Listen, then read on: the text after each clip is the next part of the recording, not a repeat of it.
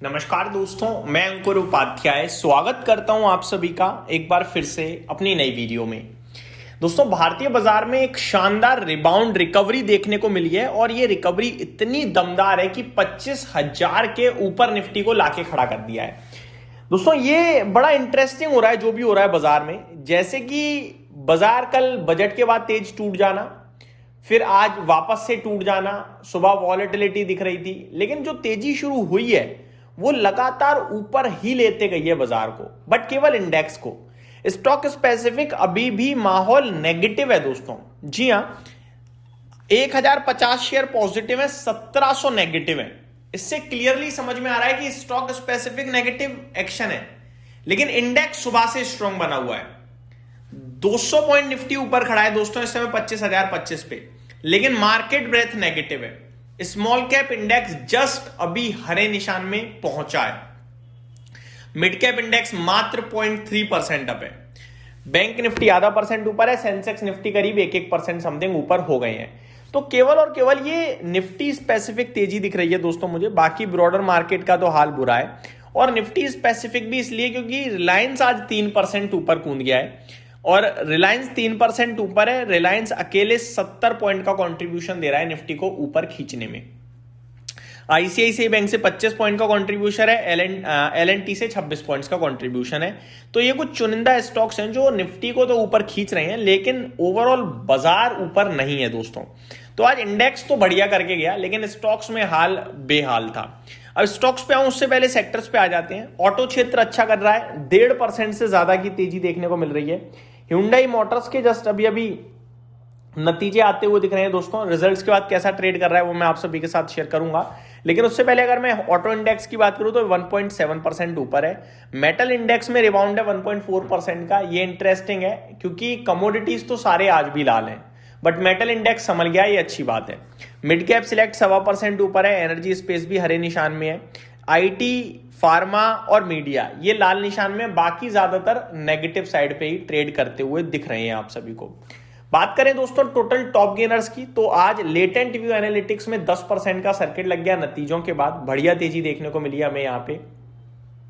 MRPL अच्छा कर रहा है, पावर ग्रिड अच्छा कर रहा है, कैंपस अच्छा कर रहा है, और सेंचुरी प्लाई में भी आपको तेजी देखने को मिल रही है। गिरावट कहां थी?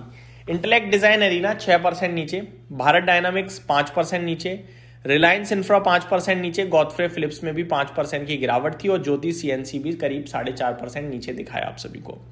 आज का टॉप टर्नओवर वाला स्टॉक दोस्तों हिंदुस्तान कॉपर बना, जहां पे 3780 करोड़ का टर्नओवर होता हुआ दिखा है। वेदांता में 2100 करोड़ का टर्नओवर, एचडीएफसी बैंक में 2090 करोड़ का, हिंदुस्तान जिंक में 1750 करोड़ का, और एमसीएक्स आज रिबाउंड मार रहा है, 1720 करोड़ का टर्नओवर देखने को मिला है। अब आ जाते हैं रिजल्ट्स पे। सबसे पहले तो जस्ट अभी यूपीएल के नंबर्स आए हैं। नंबर्स के बाद 3.5% की तेजी हमें यूपीएल में देखने को मिल रही है।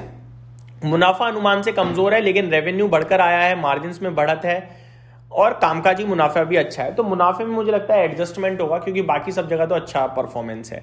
Hyundai मोटर्स के रिजल्ट्स के बाद 0.5% ऊपर खड़ा है स्टॉक। नंबर्स की बात करें तो प्रॉफिट साल दर साल बढ़ा है, मार्जिन्स हल्के से घटे हैं 4 बेसिस पॉइंट केवल, एबिटा बढ़कर आया है, और रेवेन्यू में भी बढ़त देखने को मिली है। Mahindra Lifespaces, Campus Activewear अच्छा नतीजों के बाद 6% ऊपर है Campus Activewear. Patel Retail में भी तेजी दिख रही है। सुंदरम फाइनेंस 6% ऊपर है नंबर्स के बाद। सिल्वर टच टेक्नोलॉजीज में भी 2.5% की गिरावट है। श्री रामा मल्टी में गिरावट देखने को मिल रही है। सिंक्लियर्स होटल, सेक्सॉफ्ट, बाकी स्टॉक ज्यादातर लाल निशान में दिख रहे हैं नंबर्स के बाद। आगे बात करें दोस्तों आप सभी के साथ निफ्टी की, थोड़ा सा 25,025 पे ट्रेड कर रहा है भाई साहब। पॉजिटिव है, सुपर पॉजिटिव है, और ऊपर जा सकता है क्या? देखो 25,000 के ऊपर निकलना बढ़िया है। अभी बाजार बंद होने में 30 मिनट रह गए हैं, पूरे 3 बज रहे हैं अभी, और ये वीडियो में पोस्ट मार्केट शेयर करूंगा जब बाजार बंद हो चुका होगा। अगर 25,000 के ऊपर भारतीय बाजार बंद होने में सफल होता है, ये बहुत पॉजिटिव होगा। ये जो हमने कल एक नेगेटिव क्लोजिंग देख ली एक्सेप्शनल डे पे, वो नेगेटिव देख ली, आज वापस 25,000 के ऊपर आ जाए तो ऑल इज गुड, कोई दिक्कत नहीं है। लेकिन 25,000 के नीचे अगर बंद होते हैं हम, तो चांसेस दोबारा यही है कि 24,800 की तरफ जा सकते हैं। तो उम्मीद ये है कि 25,000 के ऊपर बंद हो जाए, और वही हम लोग चाहेंगे। आगे बात करें दोस्तों आज के रिजल्ट कैलेंडर के बारे में और कहाँ पे हमें ध्यान देना चाहिए, तो Indus Tower, PB Fintech, Bajaj Housing Finance, Thermax, Honeywell Automation, कुछ ये बड़े नाम है जिनके अभी नंबर्स आते हुए दिखेंगे। Aarti Industries, AB Lifestyle, Akzo Nobel, Shriram Piston, RailTel Corporation, इन स्टॉक्स के नंबर्स आना बचे हुए हैं।